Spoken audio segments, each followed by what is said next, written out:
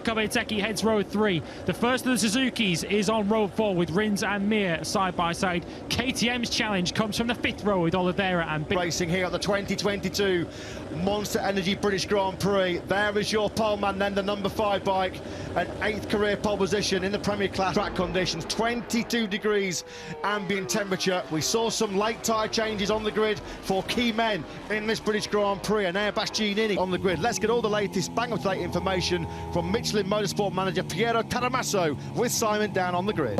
Piero, there's been some last-minute tyre. Medium and half with the hard. We had some change on the grid. For example, Dovizioso put the hard, he switched from medium to hard. Zarco, he switched the front from soft tire. For sure, the medium he will drop a little bit more the rear, but the drop is very, very gentle. So I'm not sure that we will saw that. Just over 41,000 fans have come through the doors here at Silverstone. That's a great vantage point, looking down through Luffield and the magnificence of the battered and bruised factory Aprilia man of Aleix Espargaro. Can Johann Zarco, in his 96th Moto GP start, finally, it's going to be lights out right now. Here we go then. Great start from pole position by Johann Zarco. Jack Miller got away well from 3rd place as well, but Zarco... Very good start. As you can see now, the Aprilia side-by-side, Vinales ahead of Aleix Espargaro. They are 6th and 7th. Yeah, that was a shocking start by Maverick Vinales. He's been really... He's just behind his teammate, Jack Miller. Bagnaia wasn't sure yesterday that he had the pace to fight for the win. At the moment, he's in a pretty good position. Alex Rins has been... 9-kilometre Silverstone circuit, the longest on our World Championship schedule. Rins here, looks like he's trying to line up a move back on the inside of Vinales into the loopy.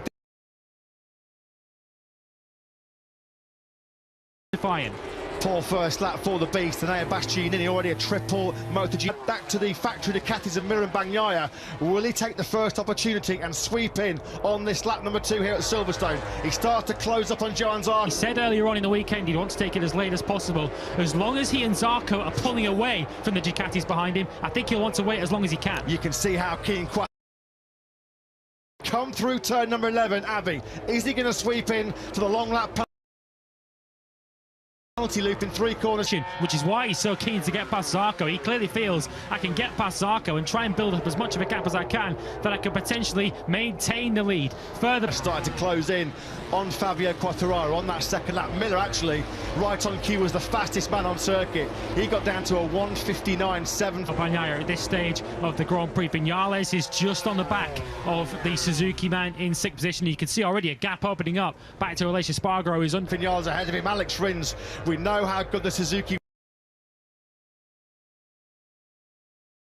works around here with its pressure from Joan Mir behind him. It looked like he got in a little bit hot there going into Abbey, but a beautiful, beautiful move into the loop. Bagnaia, though, trying to take that back.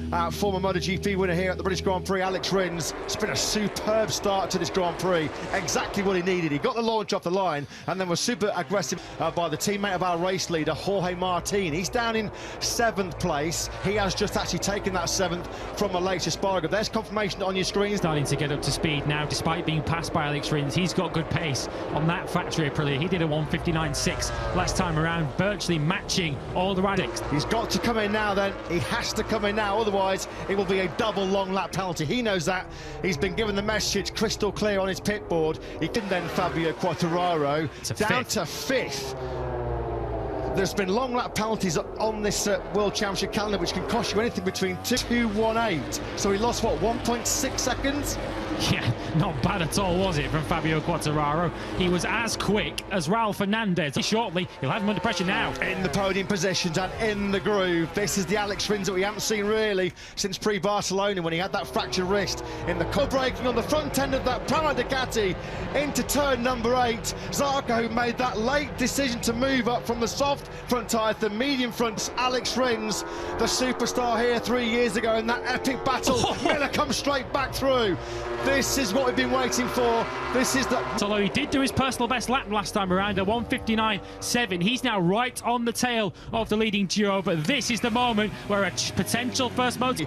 But again, Johann Zarco sees another golden opportunity to end his victory duck in the Premier Class. Slipped through his fingers. He has remounted. He's in... Rider who was under the 2-minute barrier last time around. It was Jorge Martin in 6th. And Rins now again on the front end of that Suzuki. One of the strengths of that Suzuki GSX-RR is easy to forget, isn't it, after the Portimao Grand Prix earlier this season, he was sharing the World Championship lead with Fabio Quartararo.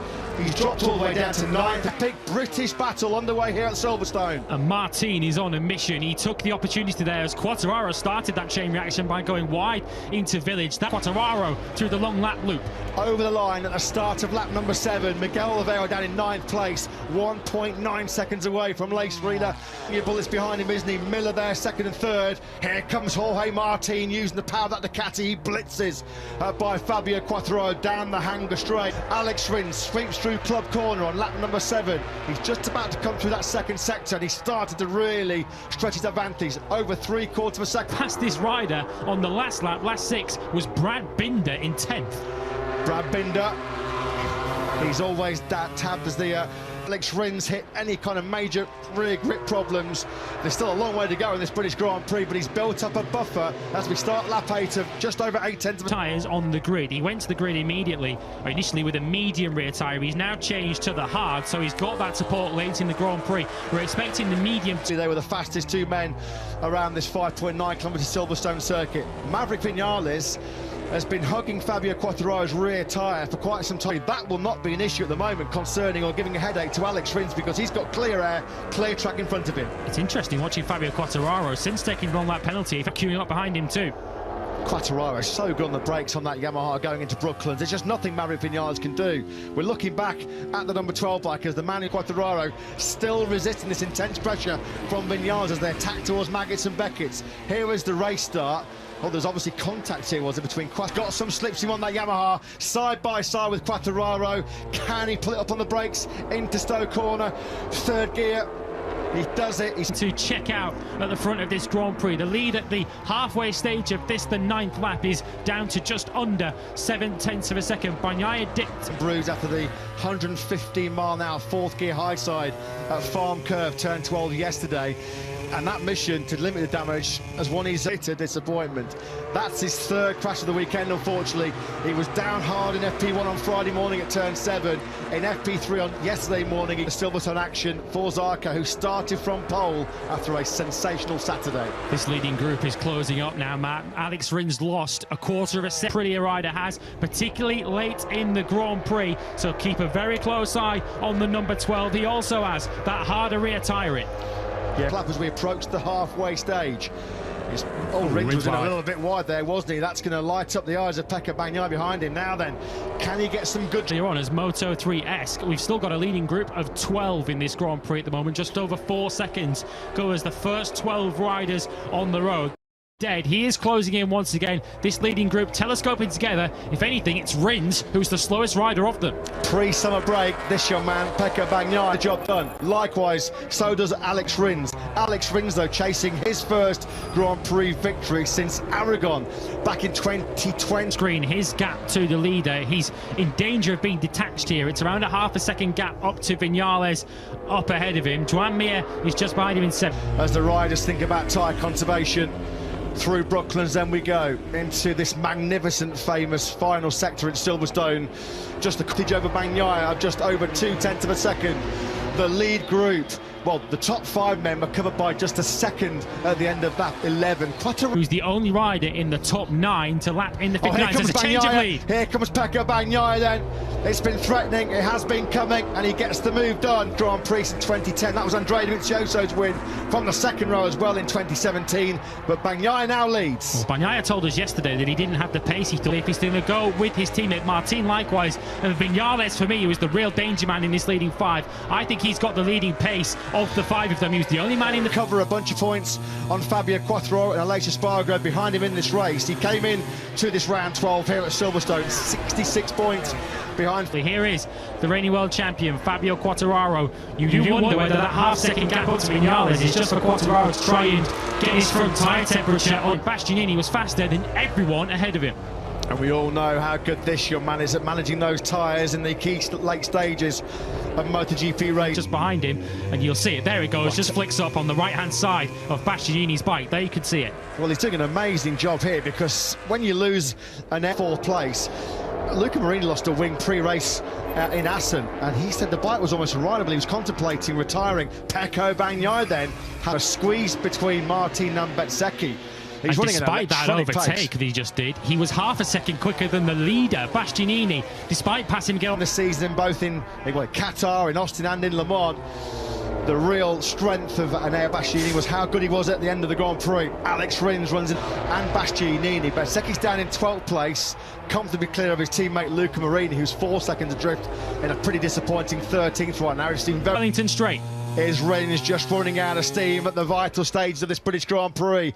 He's going to get passed pretty quickly here as well by Maverick Vinales. Vinales looked like he will do here in terms of attacking aggressive on his teammate Pecco Bagnaia, who is the clear, with Zarco out of contention, now the top man in terms of... If you're Fabio Quartararo, because the beast is coming for you. He's not known as the beast for nothing, isn't he? He's really starting to sharpen those teeth now. Is Bastianini, the former race, wasn't he? As he's just been pushed down to 8th. Joan Mir, it's been a really, really wretched 2022 season for Mir. No pole committed, it wasn't going to happen. At the moment then, Maverick Vinales just can't find a way through on Alex Rins. He's under attack now as well. Martin, the beast, closes right up on the rear tire. Quartararo coming into Brooklands. It looks like that'll be a case of Bastianini making it through very, very... He regained 6th position. Yeah, Bastianini again was showing fantastic pace. A 2:00.328, 3/10 quicker than 5 seconds behind Bagnaia at the start of this lap number 16. There's no way through at Stowe for Fabio Bastianini.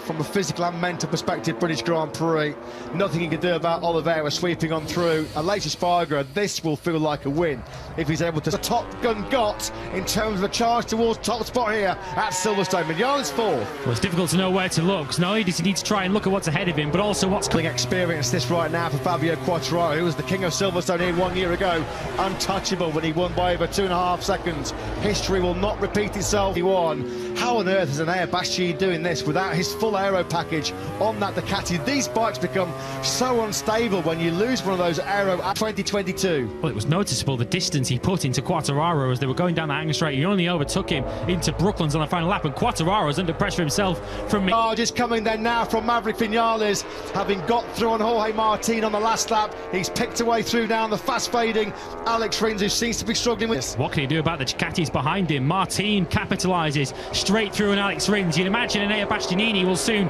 do exactly the same, and that would put Bastianini... That bike will feel so heavy, so cumbersome. He's really giving himself an upper body workout, all the fast change of directions around Silverstone to move that bike around.